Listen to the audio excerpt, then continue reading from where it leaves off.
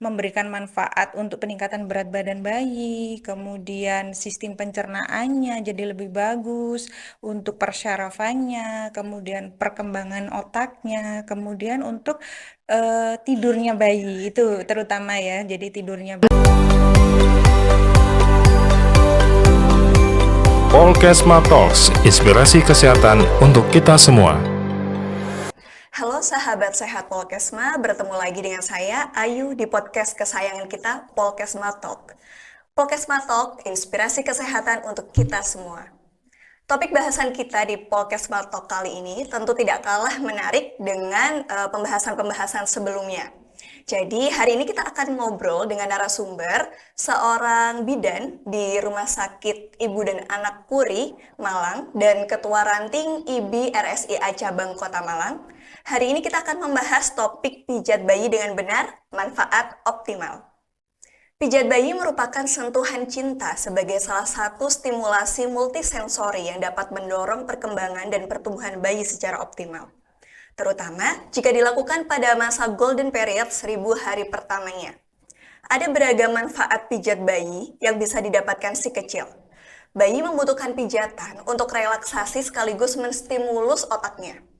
Sentuhan lembut yang diterima saat dipijat juga membuat bayi merasa dicintai, sehingga otaknya mengartikannya sebagai sentuhan yang aman serta mendorong fungsi kognitif anak. Nah, untuk membahas topik ini, bersama kita sudah hadir narasumber yang tentunya juga ahlinya, yaitu Ibu Mining Wahyuhani. Halo Ibu Mining, apa kabar Ibu? baik, alhamdulillah baik sekali. Baik, sebelum kita ngobrol lebih lanjut, mari mungkin sahabat sehat Polkesma ingin tahu Ibu. Jadi kesibukan Ibu Mining sehari-hari apa saja? Saya bidan di Rumah Sakit Ibu dan Anak Puri, kemudian untuk di organisasi Ikatan Bidan Indonesia, saya sebagai ketua ranting ya untuk ranting Rumah Sakit Ibu dan Anak Sekota Malang. Jadi sebagai bidan dan juga sebagai ketua IBI tentunya Bu Mining sangat sibuk sekali ya Ibu ya. Oke, kita langsung saja bahas ke topik yang menarik ini ya, sahabat sehat Polkesma. Jadi Ibu Mining sebenarnya apa sih manfaat dari pijat bayi ini Bu? Untuk pijat bayi itu sebenarnya jurnalnya banyak sekali ya, udah jurnal penelitiannya itu udah banyak sekali. Jadi keuntungan dari pijat bayi itu sekarang kita menyebutnya sebagai multisensori stimulus ya, karena memang pada waktu dilakukan pemijatan itu tidak hanya sentuhan saja, tapi ada eye contact ya, kemudian ada merangsang olfaktoriusnya, visualnya ya, kemudian untuk kinestetiknya. Jadi dia memberikan manfaat yang banyak sekali untuk bayi, jadi mulai dari bonding antara orang tua dan bayinya ya untuk ikatannya biar lebih kuat, kemudian memberikan manfaat untuk peningkatan berat badan bayi, kemudian sistem pencernaannya jadi lebih bagus, untuk persyarafannya, kemudian perkembangan otaknya, kemudian untuk tidurnya bayi itu terutama ya, jadi tidurnya bayi. Terus kemudian juga mengurangi ketidaknyamanan pada bayi, kayak bayi kan kadang-kadang kolik Iya, ya, betul. atau untuk yang sudah anak-anak atau bayi yang mau tumbuh gigi, nah itu dia memberikan efek relaksasi kepada bayi, itu sih. Jadi memang banyak sekali ya Bu Banyak sekali. manfaat dari pijat bayi ini. Iya, Tadi Bu Min yang sudah sebutkan bahwa dengan pijat bayi ini bayi menjadi lebih cerdas dan lebih cepat perkembangannya ya Bu betul. ya. Ya. Bagaimana pijat bayi ini bisa menstimulus hal tersebut Bu? Jadi rangsangan pertama pada waktu pemijatan itu adalah untuk sentuhan ya. Jadi ketika kita sentuh bayi di kulitnya itu akan merangsang apa namanya sistem ke saraf sensorinya. Jadi dari sistem saraf sensori dia akan merangsang pengeluaran istilahnya itu zat-zat imunitas ya. Iya. Kalau kita bilangnya immunoglobulin factor ya, itu dia mengeluarkan zat-zat untuk sistem imunitasnya. Kemudian pada waktu kita melakukan pemijatan itu dia dari sistem saraf motorisnya. Nah, dari situ juga ada rangsangan untuk memberikan eh, pengeluaran zat-zat imunitas yaitu immunoglobulin faktornya itu. Kemudian kalau untuk peningkatan berat badan ya, biasanya kita memang pada bayi-bayi prematur ya, tapi yang untuk yang sudah stabil ya. Jadi kalau misalnya ada rangsangan kinestetik atau taktil atau sentuhan itu dia hormon akan mempengaruhi hipotalamus. Jadi hipotalamusnya nanti mengeluarkan hormon serotonin, hormon oksitosin. Nah, itu kita bilangnya kan hormon kebahagiaan Iya. ya. Itu sangat berpengaruh terhadap maturasi dari otaknya bayi. Kemudian juga dia bisa merangsang growth hormone juga. Jadi untuk meningkatkan berat badannya bayi. Jadi memang selain membuat bayi lebih rileks tentunya juga merangsang pertumbuhan bayi ya Bu ya, Betul. termasuk meningkatkan berat badan bayi juga ya Iya. Bu ya. Oke. Bu Mining, apakah dengan pijat bayi ini biasanya nantinya bayi akan lebih cepat berjalan Bu? Kalau untuk stimulus ya, stimulus itu kalau untuk kemampuan berjalannya bayi itu kan ada tugas pertumbuhan dan perkembangan ya dari Iya. bayi. Biasanya nanti ada urutannya. Cuman kalau misalnya dia ini merangsang adalah dengan gerakan-gerakan di tangan dan kaki itu merangsang satu kepadatan tulang. Ya, kepadatan tulangnya dirangsang, kemudian kekuatan ototnya juga dirangsang. Jadi biasanya memang bayi cenderung perkembangannya bisa lebih Lebih cepat. cepat. Oke. Asalkan satu dilakukan rutin dan dilakukan repetisi. Jadi pijat bayi itu bisa memberikan manfaat yang optimal kalau satu dilakukan orang terdekat bayi atau anak itu ya, dilakukan orang terdekat jadi bondingnya bagus. Kemudian dilakukan dengan metode yang benar. Dan yang ketiga, rutin dan repetisi. Nah, Rutin. itu manfaat pasti optimal kalau misalnya sudah dilakukan seperti itu. Oke, berarti kuncinya adalah dilakukan oleh orang terdekat agar Iya. timbul bonding ya Bu Iya, ya, dan betul. juga dilakukan secara rutin dan repetisi. Gitu. Dan dilakukan dengan metode yang benar. Dan dilakukan dengan metode yang benar agar mendapatkan manfaat yang optimal Betul ya Bu ya. sekali. Oke, Bu Mining, kapan bayi itu sudah boleh dilakukan pijat bayi Bu? Pijat bayi itu kalau misalnya untuk bayi cukup bulan ya, cukup bulan sehat itu bisa dimulai kapanpun, selama orang tuanya sudah siap. Oh. Ya. Jadi kalau misalnya untuk bayi prematur itu biasanya kalau sudah dinyatakan stabil oleh dokter yang penanggung jawabnya. Jadi stabil nih bayi ini, jadi kita boleh melakukan pijat bayi gitu. Jadi Berarti- asalnya orang tuanya udah ready untuk pijat Iya. bayi, kita bisa dimulai kapanpun. Berarti asalkan orang tua siap dan juga kondisi bayi stabil ya Stabil, Ibu ya. betul. Berarti boleh dimulai ketika bayi baru lahir Ibu? Boleh. Boleh. Berarti yang ada mitos yang beredar Bu, kalau anak itu tidak boleh dipijit di bawah 2 tahun. Berarti itu mitos ya Bu Mitos Mining ya? banget. Karena dari sejak dini itu sebenarnya sudah boleh ya. Boleh. Oke. Bu Mining, jadi berbeda ya Bu, kalau pemijatan pada bayi yang mungkin lahir prematur atau dalam kondisi yang normal itu apakah berbeda? Untuk melakukan pemijatan biasanya kan ada step-stepnya. Biasanya ketika bayi itu sudah dinyatakan stabil ya, walaupun itu prematur ataupun dia cukup bulan, step awalnya itu kita hanya sentuhan aja ya. Jadi kita nyentuh aja. Jadi kita lihat reaksi dari bayinya itu, dia nyamankah atau tidak? Ya, jadi kalau dia dengan sentuhan dia sudah nyaman, oke, baru kita lakukan gerakan dengan sedikit penekanan. Nah, kalau ada penekanannya itu kita harus betul-betul memperhatikan reaksi dari bayinya. Dia nyamankah, dia rewelkah, nangiskah? Ya, itu harus betul-betul kita perhatikan. Jadi intinya semua gerakan dari pijat bayi itu boleh dilakukan tidak berurutan, asalkan dengan metode yang benar, dan boleh kita hentikan sewaktu-waktu apabila bayi merasa tidak nyaman. Itu boleh. Jadi kita nggak boleh maksain, ih aku masih baru pijat dada nih, perut sama kakinya belum nih, gitu. Nggak. Kalau misalnya bayinya udah nangis, dia udah nggak nyaman, kita boleh hentikan, gitu. Jadi sebisa mungkin memang stimulus yang kita berikan itu betul-betul memberikan rasa aman untuk dia. Dan yang paling penting adalah kenapa kita menganjurkan orang terdekat atau orang tua, karena eye contact yang ada yang di sini itu merupakan bonding pertama bayi. Jadi kalau misalnya kita lihat kita baru ketemu bayi gitu ya, Iya. dia tuh udah bubbling-bubbling, dia Iya. udah ngoceh-ngoceh. Itu kita senang karena apa? Berarti dia ini perkembangan emosinya bagus ya. Jadi, tapi kalau bayi itu kita ketemu diem aja dia itu berarti ya itu bondingnya masih belum. Dia belum merasa aman di lingkungan karena ketika bayi baru lahir itu dia menyerap segala informasi yang ada di sekitarnya. Jadi dia itu haus akan stimulus kan. Jadi apapun yang ada di sekitarnya akan menjadi stimulus. Jadi kalau misalnya kita bisa mengoptimalkan stimulus yang ada di sekitar bayi, dia akan berkembang secara optimal pasti itu. Oke. Ya, Berarti memang pijat bayi ini termasuk penting untuk memaksimalkan golden period tadi sangat ya, Bu penting Mining ya. ya. Oke. Dan ini lebih baik dilakukan oleh orang terdekat ya, Bu Iya, Mining ya. iya.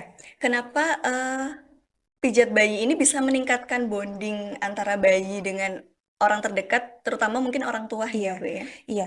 Karena gini, istilahnya kalau misalnya visual pertama, rangsangan visual pertama bayi itu terutama ibu kan ya. Jadi kalau dia sudah ada eye contact seperti kita sama misalnya sudah Iya, bersuami, sudah. sudah ya.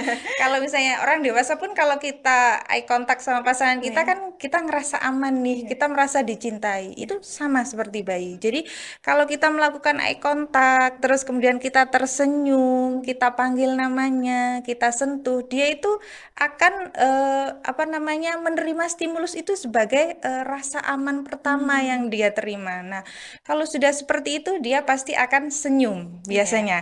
Senyum itu adalah tanda awal ketika dia sudah merasa aman di dekat kita. Nah, itu yang harus kita perhatikan dari kontaknya kita sama Iya. bayi. Kalau misalnya sudah dia merasa aman, senyum, setelah itu dia pasti ngoceh.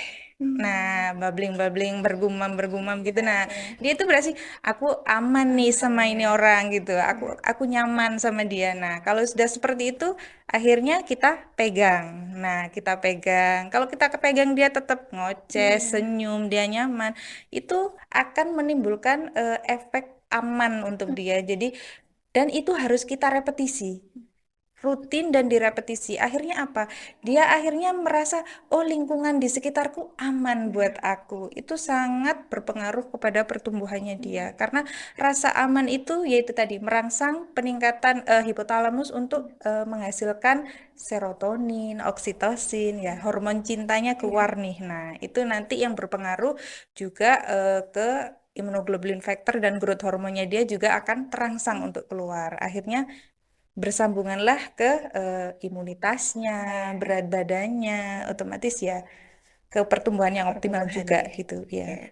Berarti jadi begitu ya sahabat sehat Polkesma. Jadi ketika bayi itu dipijat oleh orang terdekat terutama oleh orang tua, artinya bayi merasa menjadi aman, merasa secure dengan kondisi di sekitarnya sehingga akan menstimulus hormon cinta tadi yang akan berpengaruh pada perkembangannya.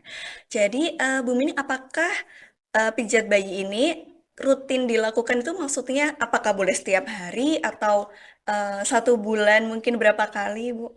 Boleh setiap hari, Oh, boleh boleh. setiap hari ya. Ya, intinya itu repetisi itu bisa dilakukan rutin ya, tergantung kalau misalnya memang goal standarnya ibu itu misalnya dia itu prematur, dia kemudian mau peningkatan berat badannya lebih optimal, itu biasanya kita nganjurkannya dia dipijat sehari sekali, setiap hari. Jadi setiap hari. Memang di jurnal-jurnal tertentu itu yang saya baca itu memang malah ada yang 2 kali. Eh, eh, Oke. 2 kali selama 15 menit itu dalam 10 hari itu kita sudah mendapatkan peningkatan berat badannya yang signifikan. Nah, itu. Jadi memang kalau misalnya ibunya atau ayahnya atau orang terdekatnya bisa melakukan Iya. stimulus multisensornya setiap hari itu malah lebih baik. Jadi nanti juga berakibat ke kualitas tidurnya dia, kemudian pencernaannya bagaimana. Nah, itu oke banget kalau setiap hari. Jadi boleh dilakukan setiap hari, justru Boleh. malah ada yang sehari 2 kali ya Bu Boleh Mining ya, setiap sebelum mandi gitu sebelum kan. mandi. Nah, itu lebih bagus juga. Apakah ada waktu-waktu tertentu Bu Mining yang direkomendasikan? Oh, lebih baik mungkin tadi yang sebelum mandi atau Iya, setelah mandi atau iya. kapan? Kalau misalnya karena kalau waktu pijat bayi itu kan biasanya kita pakai eh, oil ya, Ya. oil atau lotion. Jadi Kan kadang kan lengket, Iya. nggak enak kalau bayi itu nggak kita mandikan setelah pijat. Jadi biasanya memang dilakukan sebelum mandi. Cuman juga ada hal-hal yang perlu kita perhatikan juga kalau kita mau pijat. Contoh dia lagi sakit tuh nggak boleh. Jadi yang harus diperhatikan itu dia nggak lagi sakit, kemudian dia tidak habis makan atau menyusui. Nah, karena nanti akan ada pijatan-pijatan di perut. Nah, itu nanti bisa merangsang dia akhirnya muntah kan atau gumoh. Nah, itu kita hindarkan. Atau kalau sekiranya ibunya mau pijet nih, tapi dia lagi tidur, nah itu Iya. jangan dibangunin gitu. Oh, Jadi nggak boleh nggak ya, Bu boleh. ya? Jadi kita nggak boleh bangunin bayi hanya untuk pijat. Hmm. Ya, jadi kita nunggu dia bangun dulu. Karena apa? Tidurnya bayi itu sangat berpengaruh terhadap pertumbuhannya dia. Karena ketika bayi tidur nyenyak, growth hormonnya itu keluar, dirilis untuk pertumbuhannya dia. Jadi kalau bayi sebisa mungkin tidur nyenyak gitu. Jadi kalau misalnya kita mau mijet dibangunin dia lagi tidur jangan. Jadi usahakan ketika dia sudah bangun baru kita pijat. Berarti tidak boleh dilakukan ketika bayi itu baru sembuh dan juga Pas ketika sakit ya, pas pas sakit sakit. ya, Ha, ha. ketika pas Hmm. sakit dan juga kekenyangan gitu Iya, ya, Bu ya. biasanya kita tunggu beberapa saat ya. Jangan langsung dipijat kalau seperti Iya. itu ya. Jadi apa yang perlu diperhatikan Bu Mining kalau sebelum pijat bayi itu selain kondisi bayi? Biasanya sih kalau biasanya untuk bayar lebih rileks, biasanya kita setel musik ya yang lembut biar dia rileks. Kemudian alasnya itu lembut, datar, terus kita pakai lotion atau minyak yang aman buat dia ya. Jadi bayi-bayi sekarang itu kan banyak yang Iya, alergi-alergi iya, gitu kan ya. iya. Jadi sebisa mungkin pakai yang hypoallergenic. Jadi biar nggak, karena kan biasanya kita makainya agak banyak kan ya oilnya untuk. Memang kita harus pakai pelicin karena gerakannya kita biar tidak melukai kulitnya bayi. Nah, terus mama-mama muda yang sekarang kan biasanya pakai nail art ya itu Iya. dilepas dulu nail artnya ya. Jadi biasanya kan udah oke banget nih. Iya, Nah, itu nggak boleh. nggak Jadi boleh ya. kukunya harus pendek, cincin cincinnya dilepas, cuci tangan dulu ya, cuci tangan bersih. Jadi sebisa mungkin kita itu aman ketika mau pegang bayi kita itu. Oke. Itu jadi gitu ya sahabat sehat Polkesma. Jadi sebelum pijat bayi itu harus melihat kondisi bayi, kemudian kondisi tempatnya dan juga jangan lupa ibu pun juga harus memperhatikan seperti tidak memakai cincin, nail art dan juga lain-lain Ya, gitu ya, Bu Mining ya. Oke, jadi tadi kondisi bayi yang tidak boleh dipijat tadi kan berarti ketika bayi sedang sakit dan juga ketika kekenyangan iya, ya, Bu betul. ya. Jadi eh, Bu Mining, apakah ketika bayi itu kan kadang kalau pijat bayi itu kan rewel ya Bu ya. Iya. Nah itu berarti justru tidak boleh dipijat ya Bu ya Iya, kalau heeh. rewel. Jadi ketika kita melakukan stimulus untuk pemijatan, itu kita memang harus memperhatikan reaksi dari bayinya. Betul-betul kita perhatikan. Dia nyamankah? Dia rewelkah? Dia nangis? Kehausan? Ya, itu harus kita perhatikan. Jadi kalau misalnya dia sudah kelihatan tidak nyaman, rewel, nangis, itu harus kita hentikan. Sebisa mungkin ditenangkan dulu Iya. bayinya, ditenangkan dulu. Karena apa? Apalagi kalau misalnya yang memijat adalah ibunya. Jadi biasanya kan bondingnya kuat ya. Iya, Jadi ketika bayi nangis, biasanya ibu itu kan agak panik kan iya, biasanya. Nah, betul. kalau panik, detak jantungnya kan meningkat. Iya. Nah, itu biasanya itu bayi itu dia merasa, mendengar. Jadi, Oke. oh yang pegang aku nih panik nih. Dia pasti bakalan ikut panik. Nah, jadi pasti dia nangis. Dan bentuknya paniknya Jadi dia nangis, rewel ya, rewel. ya. Nah, itu jadi harus ditenangkan dulu. Jadi intinya gini, gerakan pijat bayi itu boleh dilakukan tidak berurutan, asalkan caranya betul dan bisa kita hentikan sewaktu-waktu ketika bayi merasa tidak nyaman. Ah, Nah, itu oke. intinya seperti itu. Jadi Tidak ada paksaan iya, ya. betul. Sama kita juga tidak boleh memaksakan gerakan. Jadi contoh Hmm, kalau misalnya kita mau mijet tangan nih ya, iya, tangan kan biasanya bayinya agak diluruskan gini ya, iya. tapi bayinya nggak Nggak mau mau, nih. Nah, iya. itu jangan dipaksa gitu. Jadi jadi gerakan yang bisa kita lakukan itu kita lakukan. Tapi kita misalnya tarik nih, Iya. biar nggak boleh. Jadi kita nggak boleh memaksakan suatu gerakan di apa namanya anggota tubuhnya bayi ya. Jadi kita ya itu kita perhatikan betul reaksinya bayi. Kalau dia nyaman, oke-oke aja nih. Nah, biasanya nanti ibu itu bakalan paham, oh anakku ini suka ketika dipijat di bagian mana. Pasti ada. Jadi terutama kalau dari pengalaman saya ya, bayi-bayi itu sangat nggak suka kalau mukanya disentuh. Ya, jadi pemijatan di area wajah itu kalau misalnya urutannya kan biasanya awal nih, Iya. karena di wajah kan kita nggak boleh pakai oil kan ya. Jadi gerakannya kan cuman alisnya, kemudian muter-muter begini aja gitu kan. Biasanya itu kalau bayinya bondingnya sama kita sudah oke, Iya. itu biasanya dia tenang. Tapi kalau misalnya sama orang baru, dia dipegang mukanya aja dia langsung Langsung nangis. nangis. Jadi kita pilih gerakan-gerakan yang membuat dia nyaman. Jadi contoh misalnya biasanya pijatan punggung itu paling disukai bayi. Jadi bayi misalnya kita pijat punggungnya dulu nih biar dia nyaman. Oh ternyata dipijat ini enak nih. Nah kalau dia udah reaksinya nyaman, dia nggak rewel, nah itu baru kita ke step selanjutnya gitu. Oke, berarti karena memang tujuannya itu membuat bayi lebih rileks. Jadi jangan sampai Betul. ketika justru Stres. iya, justru bayinya jadi stres ya, Bu ya. Betul. Oke. Oke, Bu Mini. Jadi apa sih gerakan-gerakannya, Bu? Gerakan pijat bayi ini, Bu? Gerakan pijat bayi itu sebenarnya ada beberapa step ya. Jadi mulai dari di wajah, kemudian dada, perut, tangan, kaki sama punggung. Nah, dari gerakan-gerakan wajah itu nanti ada beberapa step nih. Nah, itu ada gerakan-gerakannya itu untuk merilekskan ya kayak misalnya gerakan di alis itu biar dia rileks. Kemudian ada gerakan yang di sini biasanya itu kalau sudah punya anak biasanya kadang bayi baru lahir itu gerakan di sini ya. Itu kan kadang ada saluran dari mata ke hidung kan, ada salurannya. Iya. Nah, itu kadang ada buntu di situ.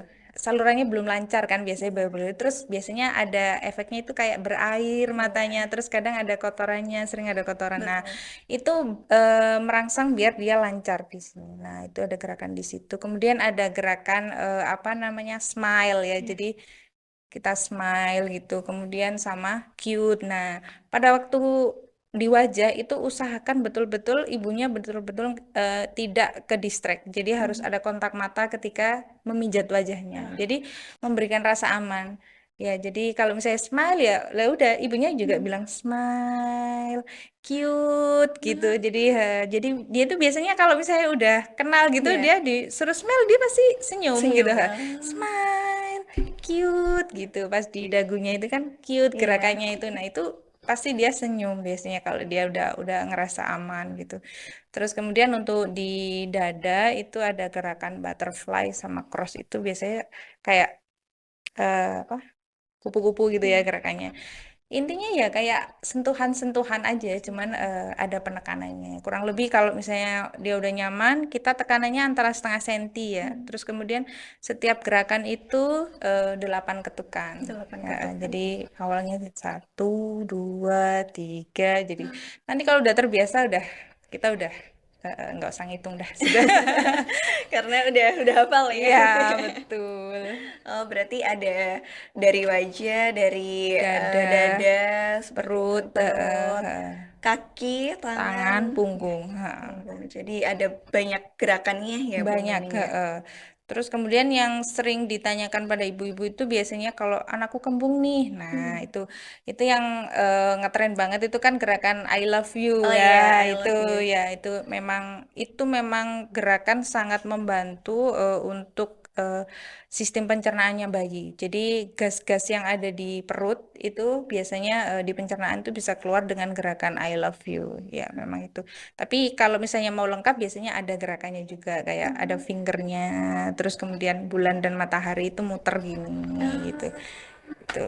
Jadi kalau beda tujuan itu beda gerakan ya, Bu. Misalkan eh, bayinya lagi batuk pilek atau bayinya lagi kolik misalnya Sakit itu. kan nggak boleh dipijat. Oh iya, jadi nggak boleh Iya, tidak disarankan iya, memijat saat iya, sakit iya, justru ya, Bu Mining ya. Oke. Justru nunggu bayinya sembuh dulu baru iya, dilakukan pemijatan betul. gitu. Kalau kolik boleh, Kalau kolik boleh. ya. Karena kan kolik itu biasanya kan gas itu terkumpul di perutnya bayi terus nggak bisa keluar kan. Akhirnya istilahnya kan kolik itu kayak kita mules gitu Iya. kan. Jadi dia nggak tahu nih gimana nih caranya gitu ya.